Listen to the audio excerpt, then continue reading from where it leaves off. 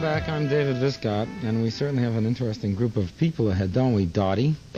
Yes, we do. On line 2, we have Kelly, who is having some sexual problems with her 5-year-old. Sexual problems with a 5-year-old, or 5-year-old's having sexual problems. Anyhow, Kelly, what's going on? Well, my son was molested for a year. By? Between the ages of 2 and 3. By whom? By my best friend's daughter, who was 13 at the time, and now she's 14. She was the babysitter? Yes. On weekends and evenings, and, not like every day of the week. And, anyway... in a loving way, I know that sounds peculiar to say, but... Yes. Never like intercourse, just mostly orally and kissing and stuff. And what it surprised us very much. Her name is Kelly too, and she, anytime that we would bring up any kind of sex or anything, she'd scream and run out of the room like it was a disgusting thing. But anyways, and but anyways, this is important.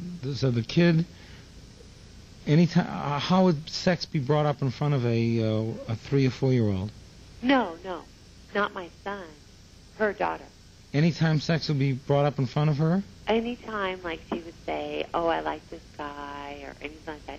You're not going to have sex tomorrow? And scream and run out of the room. Who would say that? Kelly. She would... Her daughter. My best friend. And she would say what? Let me hear it again? Like, you're not going to have sex tomorrow? And scream and run out of the room. If she would say, like, she liked this guy at work. Who would say you're not going to have sex with him? Her daughter. My best friend's daughter. Kelly. And who would be talking about it to begin with? My best friend. Okay, go ahead. Okay, well, anyways. You got a disturbed child there, by the way. Okay. Well, and then when I found out, when he told me that he was being molested by her, it eventually... How did he tell her? What did he say? Well, I was pulling up his shorts one night, and he asked me if I wanted to eat his pee-pee and make it all gone. And I said, well, no. And he said, well, Kelly eats my pee-pee and makes it all gone. So the next day, I called the child abuse, and they came out, and they said that he had definitely been molested. And speak up, please. Okay, and he had to go to a hospital, and he was there for 3 months. In a hospital? Right. What did they do there for him? Play therapy, trying to get to where he could work it out. He was so terrible. I mean, he was always trying to set himself on fire. He wanted anything he could set himself on fire with. He was doing everything he was not supposed to do over and over and over again all day. Okay, and that went on... What age was he when he was in the hospital? 3. Okay, and what's he like now? Was he better when he got out? Yeah, he was better when he got out. He was taking medication. What was he taking? I can't remember. It's been 2 years. But he wasn't taking Ritalin. I know that. But he calmed down and made him real sleepy and groggy all the time. I'll bet. And then they took him off it 2 months after he was out of the hospital. And then he was really doing a lot better. I mean, listening, paying attention, appropriate behaviors, all those things. And then I started taking care of my grandmother. So we moved in to take care of my grandmother. And now he has just went completely downhill. Okay, when did you move in to take care of your grandmother? 2 months ago. And why are you doing that? Because she's very ill. And no one else can take care of her? No. Why not?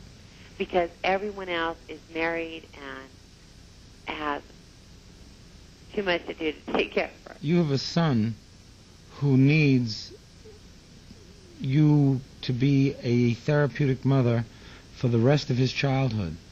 But why is that? Why is what? Well, because when we went through the hospital, and he was there for 3 months. Your son has been damaged.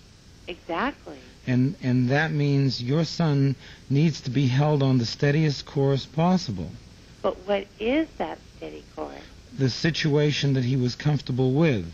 You had him in a good place, and that's the place he should be in. Go back to that place. But the thing is that the only comfortable place for Jason is 24-hour-a-day my attention. And that's what he needs right now. But for how long? You've got to have him in therapy, and you have to be in therapy with him. But we did that, and the doctor told us that it wasn't until he was 17 or 18 that he might need to see him again. Except that circumstances have turned out that indicate that that's not true. Isn't that right? Well, I don't know. Well, why would you be calling and saying he's gone amok again? Well, the reason I'm calling is because now he has a step-cousin who's a boy, and he was doing things with him sexually. But that's the way this is. And he needs to be in treatment, and he'll probably need to be in treatment all through childhood. Well, I know it's nice to think that the hospitalization fixed him up, but it hasn't. no, he still went for 6 months afterwards. But that doesn't mean anything. You don't... Look, hear me. Okay. No, you have to hear me. Okay. We are not magicians. We can say, okay, take the medicine and you'll be better. But you may not be better. Each case is its own story. And your son needs attention now. Just because someone said he's not going to need attention until he was 17, and he's having sex with other boys now at 5 years old, which is very common for children to become hypersexualized after molestation of this kind. But it's not just boys. He did it with his 2-year-old cousin today. They were caught in the shower, and he was kissing her neck. Hypersexualization is a byproduct of childhood abuse. I mean, when you see a child becoming hypersexual, the child's been abused. So, if I put him back in therapy, then he's going to be okay. I don't know, but he'll start being under control and talk out his feelings. When he's 17, he's going to be I don't pick an age just because you mentioned, but in his teens, he's still going to be needed to be treatment. This is a lifelong problem.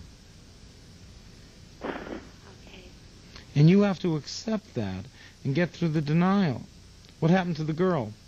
Well, they arrested her, and she has to go to, well, as far as I know, I have no contact with them now, but she had to go to therapy 3 times a week. And a boy named Jason molested her when she was little, and her mother did nothing about it. But that's the way this is. It perpetrates this whole situation. I mean, Her name is Kelly, your name is Kelly, she was molested by a guy named Jason, and your son's name is Jason? Exactly. But you know what that illustrates? No. Those coincidences are not coincidences. They reflect a kind of thinking that may be the precursor of borderline character disorder, where a person is attached to out of very slim similarities. He was a tall man, so you're attracted to a tall man. And I think your son will benefit greatly from continuing help. Conversely, if you don't get it, it will be very, very tragic.